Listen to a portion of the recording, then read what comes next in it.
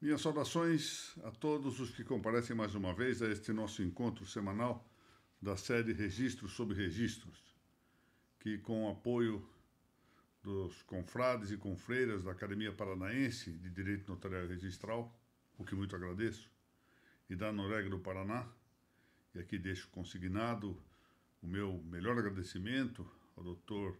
Matheus Afonso Viro da Silva, presidente dessa entidade do Paraná, bem como a toda a diretoria, a todos os associados da Noreg Paranaense.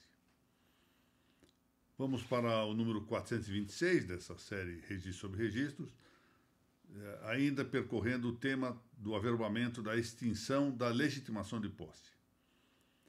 Nós vamos aqui reiterar ao fundo, já que o tema propriamente, o tema específico da averbação, do fato extintivo da legitimação de posse é extremamente simples, mas a legitimação de posse não é inteiramente destituída de suas complexidades, especialmente numa perspectiva diacrônica, ou seja, historicamente como ela se formou.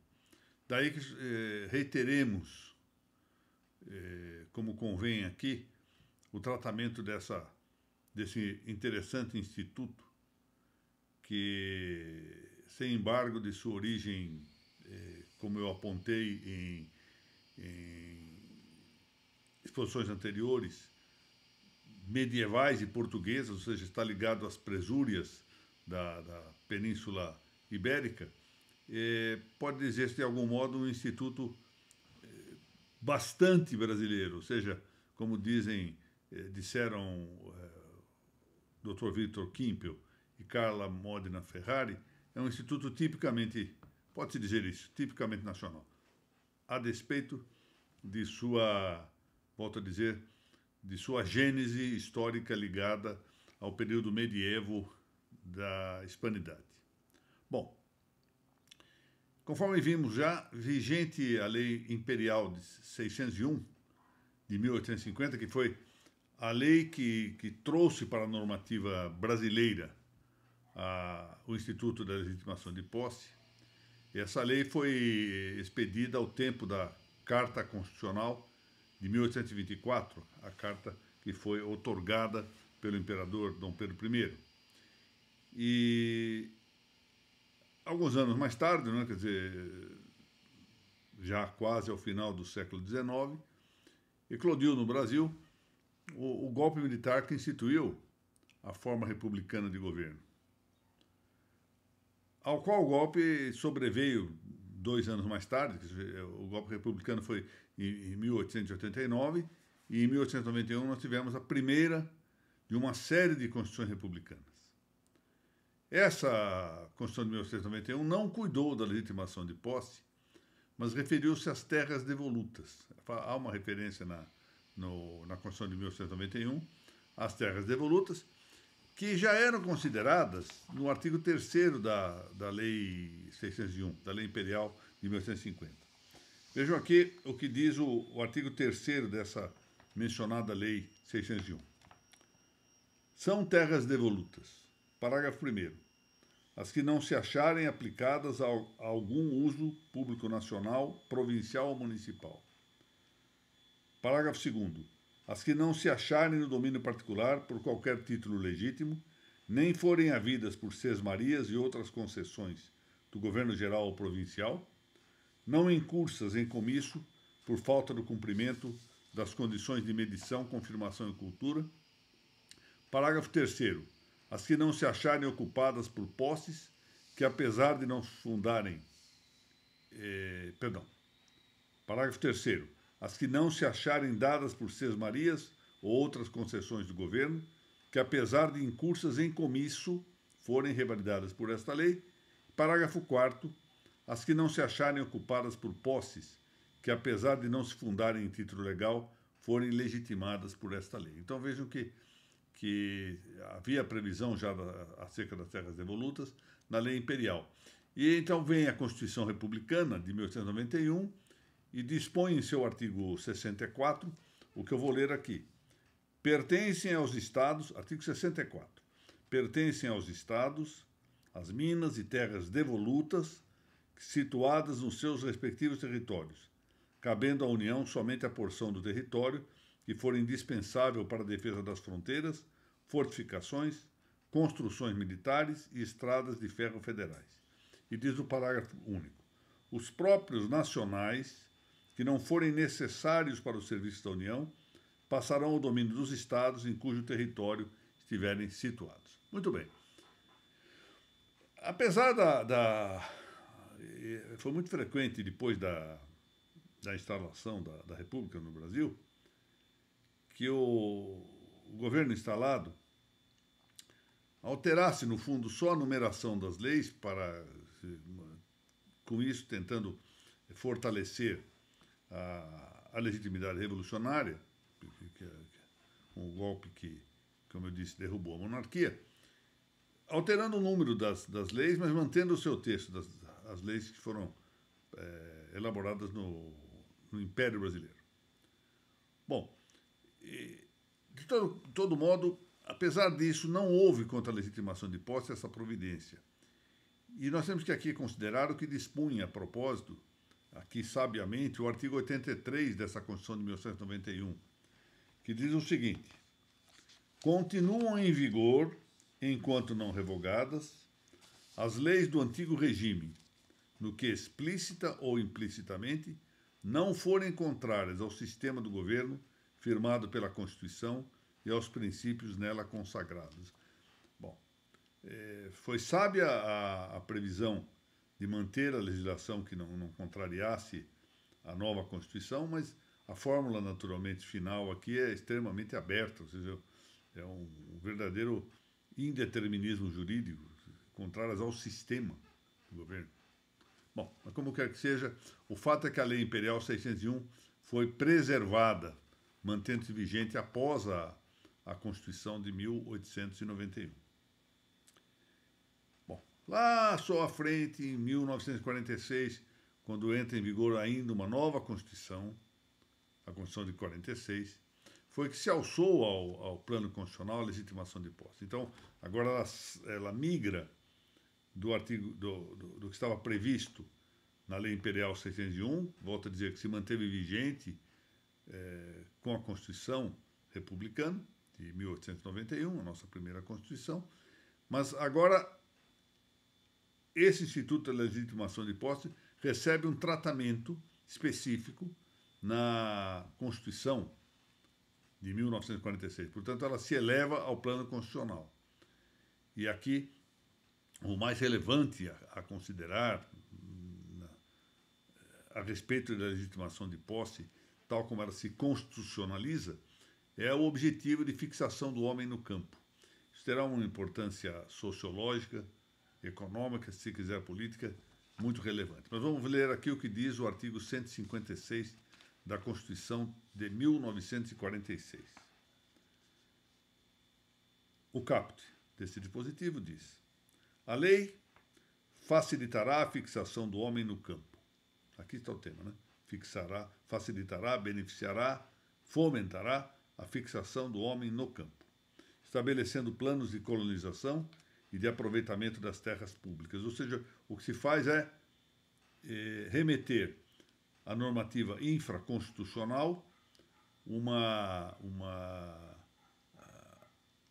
a observância de um projeto constitucional, de um plano constitucional, para fixar o homem no campo. Para esse fim, serão preferidos os nacionais, e dentre eles os habitantes das zonas empobrecidas e os desempregados. Interessante que já, portanto, na primeira metade do século passado, se tinha perfeita consciência do problema brasileiro frequente de termos zonas realmente mais assoladas pelo empobrecimento econômico e cultural, mas vamos aqui a referência é sobretudo econômica, e bem como uma referência aos desempregados. Parágrafo 1º desse artigo 156. Os estados assegurarão aos posseiros de terras devolutas, que apresenta-se, portanto, a ideia de terra devoluta,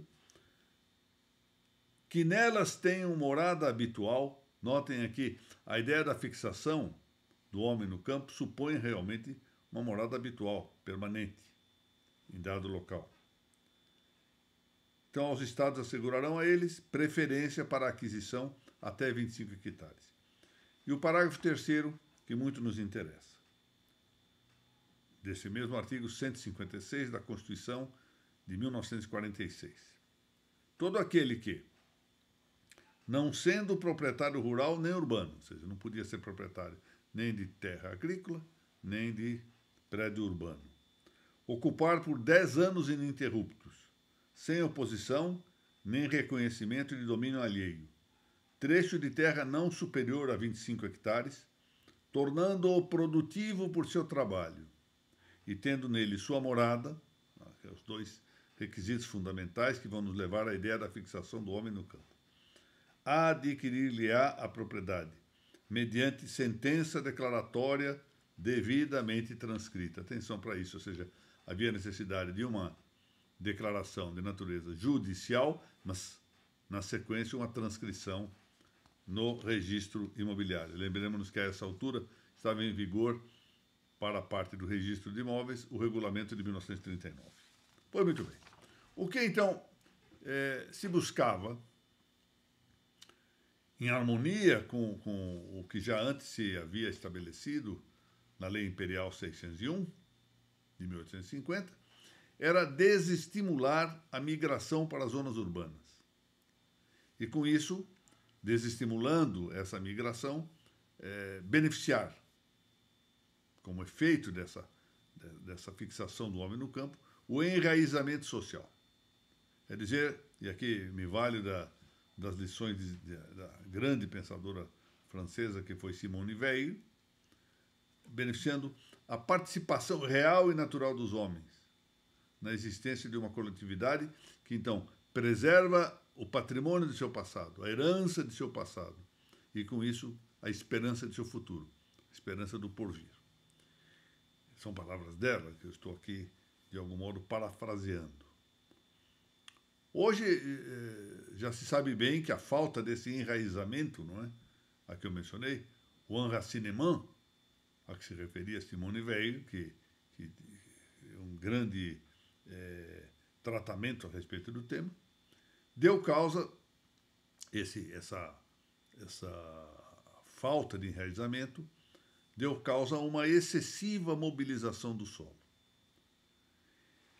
Que com isso, e assim observou, por exemplo, entre outros, Juan Valère Godinsola, o grande civilista espanhol do século passado, e que foi presidente da Real Academia de Jurisprudência e Legislação de Madrid, e um grande notário, um grande tabelião de notas também, madrilenho, deixou de ser, então, o solo, o locus, o lugar natural de habitação das famílias, de assentamento das famílias, de seu enraizamento.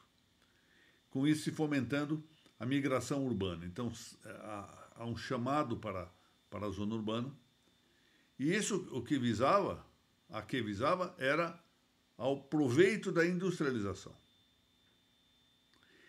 De que resultaram, e aqui eu invoco as palavras desse jurista alemão, Justus Redemann, disso resultou o endividamento, resultou a pulverização do solo, ficou realmente extremamente fragmentado, e resultou o egoísmo da terra, porque, na verdade, se mobilizou a terra, ela virou mais instrumento de crédito do que de produção. Bom, então, eu aqui queria, para aprofundarmos um tanto esse tema e mostrarmos a importância da legitimação de posse na medida em que ela vise a essa fixação do homem no campo, com morada habitual, evitando a migração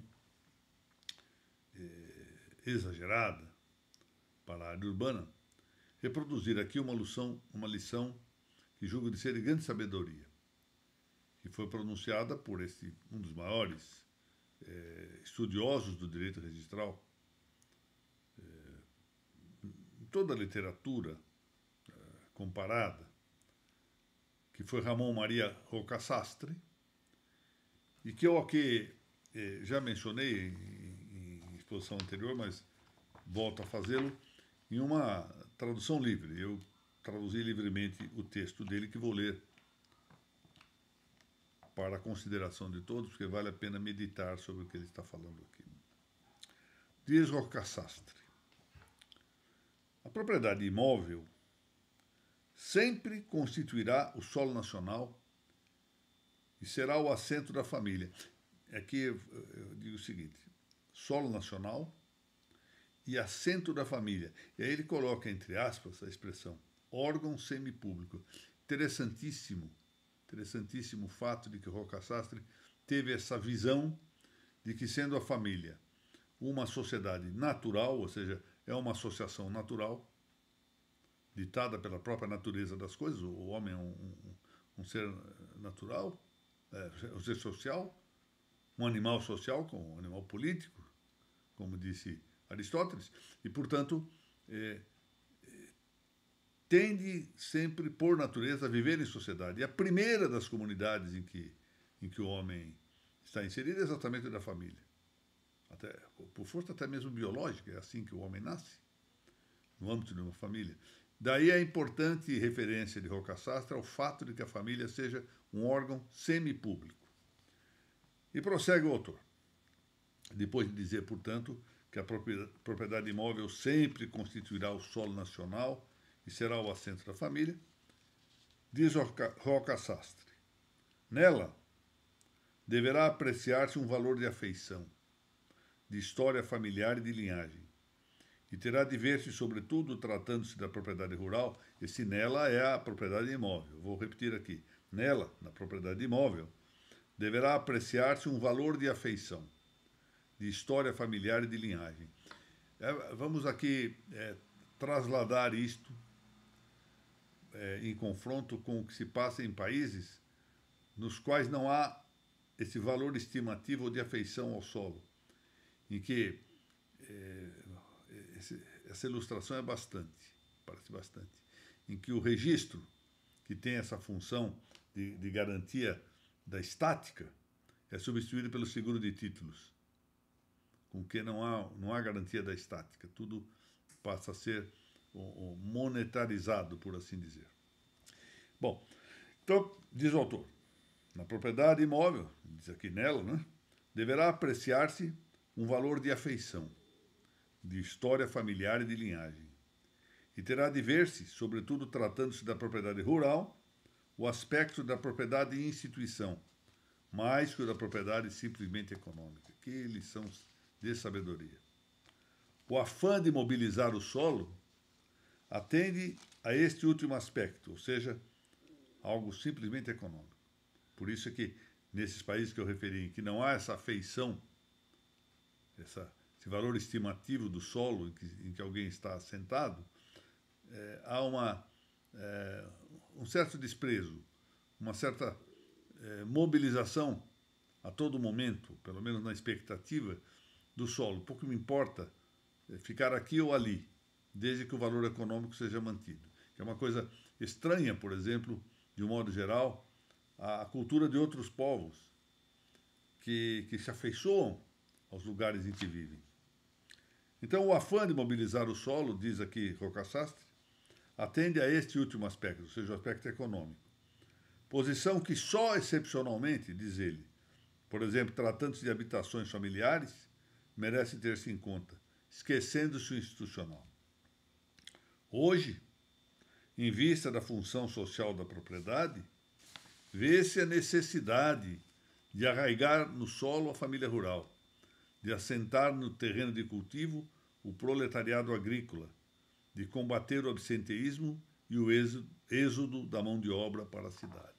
Vejam que lição de sabedoria de alguém que viu isso ocorrendo na Europa e, em particular, na Espanha. Então, parece-me que esse é um ensinamento sobre o qual devemos meditar. Devemos meditar. E que dá todo o apoio, todo o amparo doutrinário de fundamentação para o instituto de que nós estamos tratando, ou seja, da legitimação possessória. Pois bem, estamos vendo isso ainda com referência ao que dispunha a Constituição de 1946. A Constituição de 1967,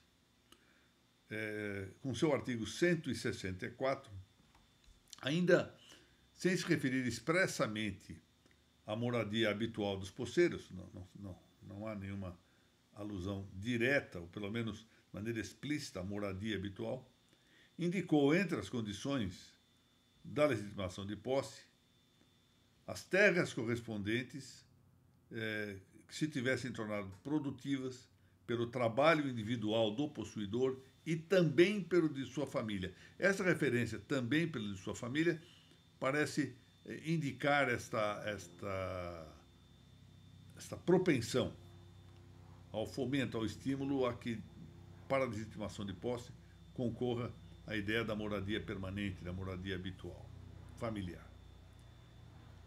Depois, pouco adiante, surge a Constituição de 1969, ou, para alguns, apenas uma alteração do texto da Constituição de 67, com a emenda número 1 de 1969, que também versa sobre a matéria da legitimação possessória em seu artigo 171. E, novamente, reitera a ideia de que a lei federal deve dispor, ou seja, remete à normativa infraconstitucional, para que disponha sobre as condições da legitimação da posse e para a preferência, a prelação aquisitiva, limitando a extensão de terras que possam ser adquiridas até 100 hectares e exigindo que sejam terras que se tornaram produtivas com o trabalho do poceiro e ou de sua família. Mais uma vez, aqui há implicitada a ideia da moradia habitual, da moradia da família, em caráter permanente, e o que aqui só faz reiterar o texto da Constituição de 67.